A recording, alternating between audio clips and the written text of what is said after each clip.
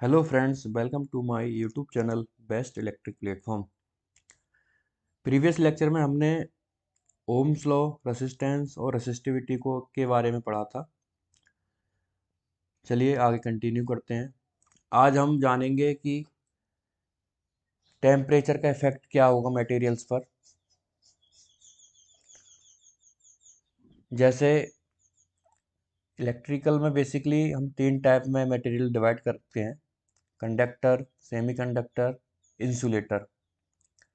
यदि हम बात करें कंडक्टर की, कंडक्टर का टेम्परेचर के बढ़ने से रेसिस्टेंस का मान भी बढ़ता है।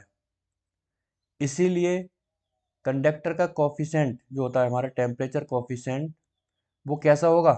पॉजिटिव, क्योंकि टेम्परेचर के बढ़ने से रेसिस्टेंस का मान भी उसका क्या हो रहा है? बढ़ रहा है। बट सेमीकंडक्टर और इंसुलेटर के केस में अपोजिट है। सेमीकंडक्टर इंसुलेटर में क्या है, अगर हम टेम्परेचर का मान बढ़ा रहे हैं तो इनके रेसिस्टेंस का मान कम होगा, इसलिए इनका टेम्परेचर कोफिशेंट हो जाएगा आपका नेगेटिव। क्योंकि यदि हम टेम्परेचर और रेसिस्टेंस एक दूसरे के प्रोपोर्शनल हैं तो हम बोलेंगे टेम्परेचर कोफिशिएंट हमारा पॉजिटिव होगा। अगर टेम्परेचर और रेसिस्टेंस एक दूसरे के इन्वर्सली प्रोपोर्शनल हैं तो हम बोलेंगे कि हमारा टेम्परेचर कोफिशिएंट नेगेटिव होगा।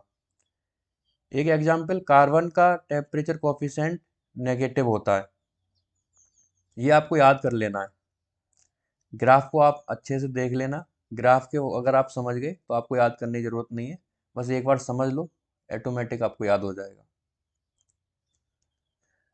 नेक्स्ट हम पढ़ेंगे वॉल्यूमेट्रिक रेसिस्टेंस के बारे में।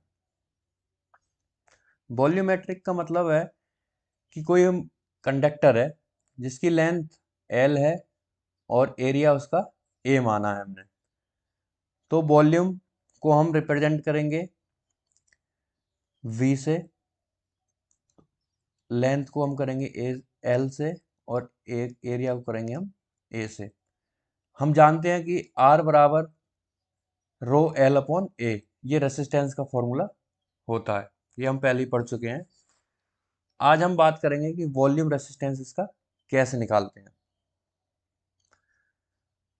देखो friends, R is equal to rho L upon A होता है, हमें पता है। अब हम क्या करते हैं, L की जगह हम इसकी वैल्यू रखेंगे। अगर हम L की जगह कुछ रखना चाहेंगे तो इसको हम क्या लिख सकते हैं? V upon A। L को अगर हम लिखना चाहें तो V अपॉन A कर देंगे। अब L की वैल्यू पुट करेंगे हम इसमें, तो रो V अपॉन A तो एक ऑलरेडी पहले से ही है और B अपॉन A ही आ गया, तो A क्या हो जाएगा हमारा? रो V upon A square.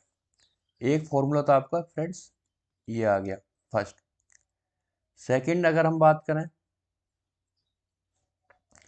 Second में हम क्या करेंगे friends, R is equal to rho L upon A, हमें पता ही है।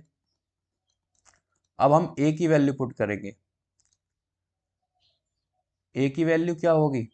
अगर हम A की वैल्यू निकालें, V अपॉन A हो जाएगा, B upon sorry L, B upon L हो जाएगा। इधर हमारा L ऑलरेडी है और A की जगह हम क्या रख देंगे?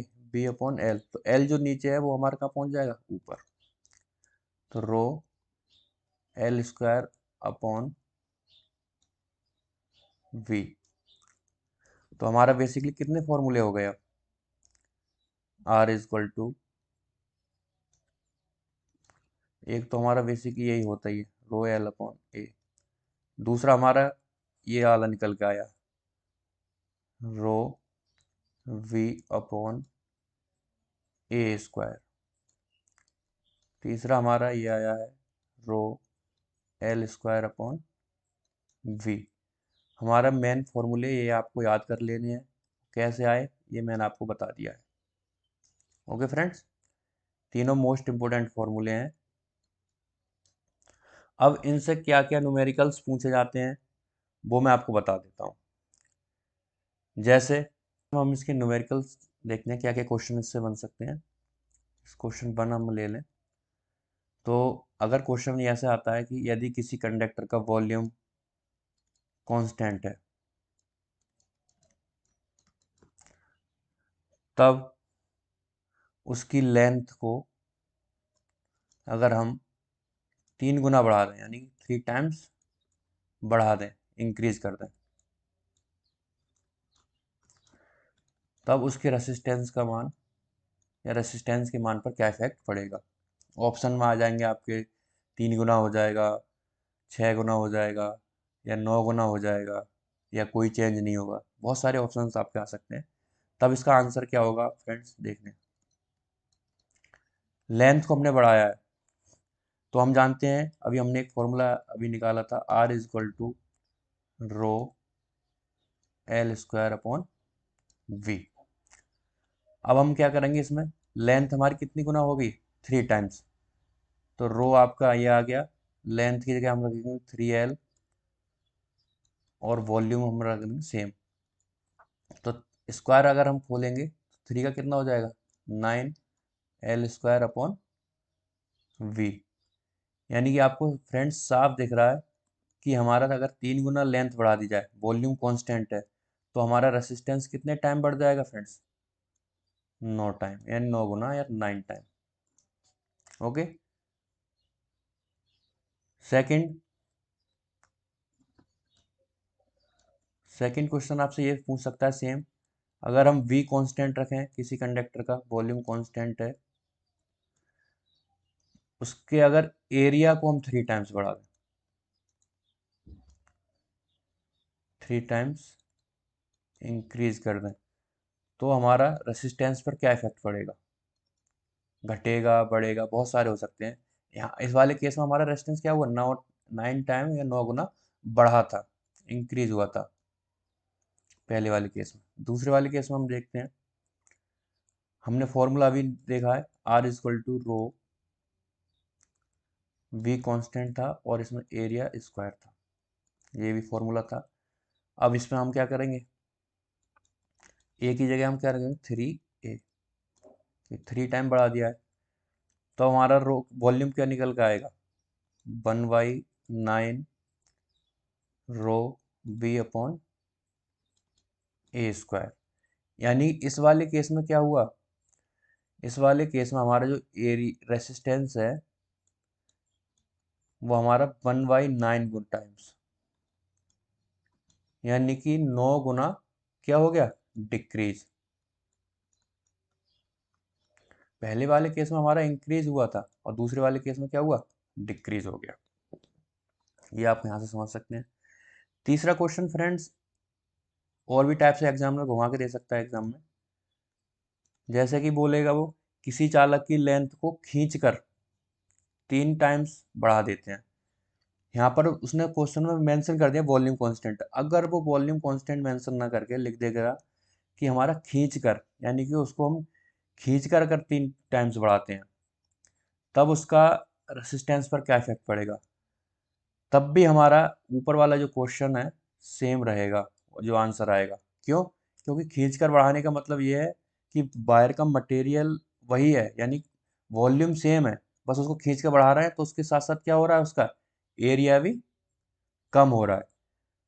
तो उसको हम और इस हिसाब से भी सॉल्व कर सकते हैं, जैसे R is equal to rho L upon A होता है हमारा। तो खींच कर बढ़ा रहे हैं तो हमारा क्या होगा, 3 टाइम लेंथ तो बढ़ गई, तो 3 टाइम्स हमारा एरिया भी तो कम होगा अगर खींच कर बढ़ा रहे हैं तो क्या हो गया ओवरऑल हमारा 9 रो एल अपॉन ए आ जाएगा। फिर भी हमारा रेजिस्टेंस क्या हुआ, 3 गुना पहले की अपेक्षा, सॉरी 9 गुना पहले की अपेक्षा बढ़ गया। ये सेम ऊपर वाला केस, अगर यही सेम क्वेश्चन को हम ऊपर वाले फॉर्मूले से सॉल्व करेंगे तब भी आंसर ही हमारा सेम आ रहा है। बस क्वेश्चन को समझने की अलग अलग अपना वो है जरिया। अगर चौथे क्वेश्चन में बोल देगा वो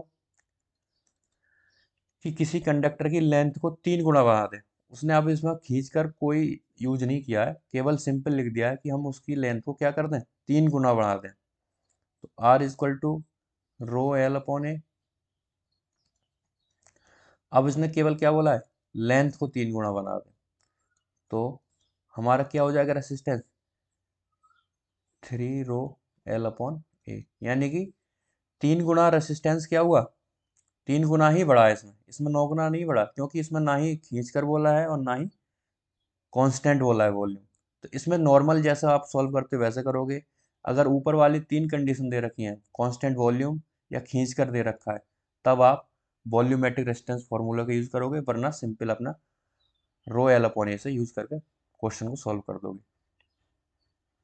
किसी भी तरीके से एग्जामिनर क्वेश्चन दे सकता है एग्जाम में घुमा के, वो आपको देखना है। चलिए आगे चलते हैं फ्रेंड्स। अब हम बात करते हैं केबल इंसुलेशन की फ्रेंड्स। केबल इंसुलेशन, केबल तो आप सभी जानते ही होंगे, जैसे कि डायग्राम में शो हो रहा है। इसमें हमारा 4 कोर है। कोर मतलब ये कंडक्टर या कॉपर होगा या एल्यूमिनियम होगा, ये 4 कोर हो गई हैं आपकी। इसके बाहर आपकी बहुत सारी लेयर होती हैं इसको इंसुलेट करने के लिए, जिसको हम इंसुलेशन कहते हैं, केबल इंसुलेशन। ये केबल वाले चैप्टर में ब्रीफली पढ़ाई जाएंगी कौन कौन सी लेयर किस काम की होती हैं, बट अभी आप समझ लो, आप केबल कोर है, कोर को इंसुलेट करने के लिए इंसुलेशन लगाया जाता है। तो ये केबल इंसुलेशन हो गया। केबल इंसुलेशन का फॉर्मूला आपका फ्रेंड्स ये रहेगा, R is equal to 2.303 rho upon 2 pi L log 10 D2 अपॉन D1। D2 फ्रेंड्स इसका कंडक्टर का डायामीटर है और D1 है इसका कोर का डायामीटर। अब क्वेश्चन ये आता है कि अगर हम केबल इंसुलेशन में केबल की लेंथ बढ़ा दें, तो केबल के इंसुलेशन रेजिस्टेंस पर क्या फर्क पड़ेगा। आपको फ्रेंड्स सामने यहाँ पर दिख रहा है कि केबल की अगर हम लेंथ बढ़ा रहे हैं, तो केबल के इंसुलेशन क्या हो रहा है, कम होगा। जैसे आर क्या है यहाँ पर, लेंथ के इन्वर्सली प्रोपोर्शनल है।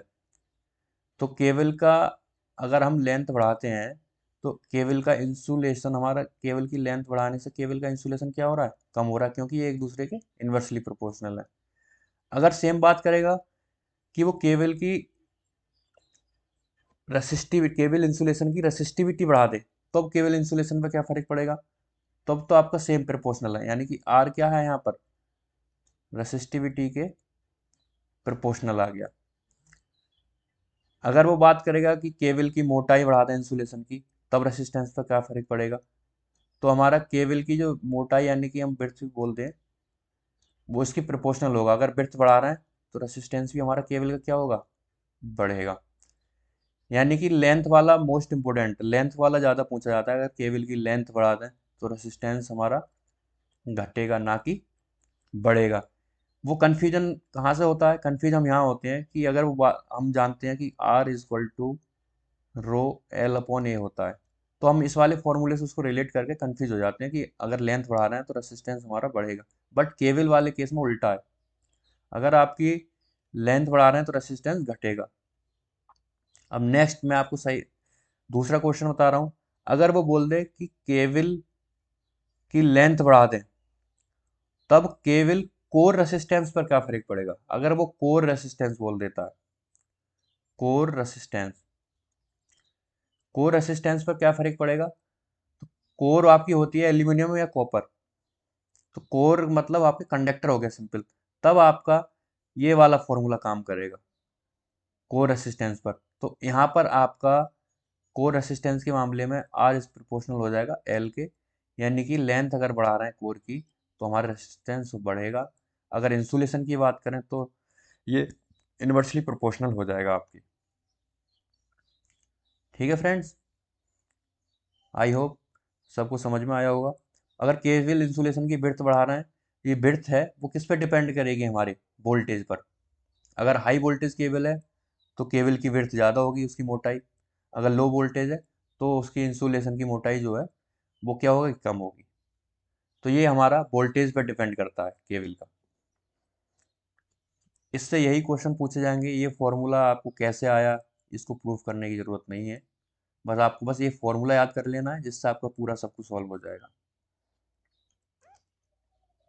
नेक्स्ट हम बात करेंगे हॉट रेजिस्टेंस रेसिस्टर और कोल्ड रेसिस्टर के बारे में। हॉट और कोल्ड रेसिस्टर क्या होते हैं, ये जनरली पूछ लिया जाता है। किसी डिवाइस का वर्किंग कंडीशन में रेसिस्टेंस की अगर हम बात करें तो वो हॉट रेसिस्टेंस कहलाएगा, जबकि रूम टेम्परेचर पर किसी डिवाइस का रेसिस्टेंस कहलाता है कोल्ड टेम्परेचर। कैलकुलेशन में हमेशा हम हॉट रेसिस्टेंस की ही बात करेंगे, कोल्ड रेजिस्टेंस की बात नहीं करेंगे। जो भी डिवाइस है हम हमेशा उनको वर्किंग कंडीशन में ही मान के चलते हैं, इसलिए हमेशा हम हॉट रेजिस्टेंस पर ही उस कैलकुलेशन लेंगे। दूसरा, अगर आपकी देखो मोस्ट इम्पोर्टेंट ये क्वेश्चन है कि केबल का साइज उसकी पावर रेटिंग के प्रोपोर्शनल होता है। ये बहुत बार क्वेश्चन पूछा गया है एग्जाम में। उसमें क्या करते हैं वो डायरेक्ट, अगर ये लाइन नहीं पूछ के अगर पूछ लेगा कि एक कोई रेसिस्टेंस है जिसका वैल्यू 100 ओम है तथा उसकी पावर कितनी है 10 वाट है। एक दूसरा रेसिस्टेंस दे देगा जिसकी वैल्यू है 5 ओम और पावर है इसकी 20 वाट। यानी कि अब आप इस वाली लाइन से देख लेना कि पावर रेटिंग क्या होगा, प्रोपोर्शनल होगा उसका साइज। पावर रेटिंग जिसकी बड़ी है, पावर रेटिंग किसकी बड़ी है, इसकी 20 वाले की। इसकी 10 वाट है, इसकी 20, तो हमारा 20 वाला क्या होगा साइज में, बड़ा होगा और 10 वाला साइज में छोटा होगा। चाहे इसका ओम जो रेसिस्टेंस है पहले वाले केस में, चाहे उसका 100 है, इसको 1000 भी कर दो, 2000 भी कर दो, जितना भी कर दो, बट साइज इसका छोटा ही रहेगा। साइज हमेशा डिपेंड करेगा पावर रेटिंग पर, ना कि रेसिस्टेंस की वैल्यू पर। ये बात आपको याद कर लेनी है, इससे बहुत क्वेश्चन बनते हैं। फ्रेंड्स, अब अगर हम बात करें डमी रेसिस्टेंस क्या होता है। डमी का मतलब होता है जिसका कोई यूज ना हो। सिंपल भाषा में अगर मैं बोलूं, जैसे कि करंट सोर्स के सीरीज में तथा वोल्टेज सोर्स के पैरेलल में लगी रेसिस्टर को हम क्या बोलेंगे, डमी रेसिस्टर, जिसके होने या ना होने से सोर्स पर कोई फर्क नहीं पड़ेगा। जैसे ये कोई हमारा करंट सोर्स है, हम जानते हैं फ्रेंड्स कि सीरीज में करंट कैसी रहेगी, हमेशा सेम रहेगी। तो करंट सोर्स के सीरीज में अगर हम कोई रेसिस्टेंस लगा दें, अगर यहाँ से आई करंट फ्लो हो रही है तो इस रेसिस्टर के बाद भी आई ही करंट फ्लो होगी। अगर जैसा अगर मैं वैल्यू की बात करूं, अगर 5 एम्पियर करंट यहाँ से निकली तो 5 एम्पियर करंट ही हमें यहाँ मिलेगी, ना कि 4, क्योंकि सीरीज में करंट क्या होगी हमेशा हमारी सेम। सेम अगर दूसरे केस की बात करूं, मैं वोल्टेज की बात करूं, ये मान लेता हूँ कि 10 वोल्ट का हमारा वोल्टेज सोर्स है।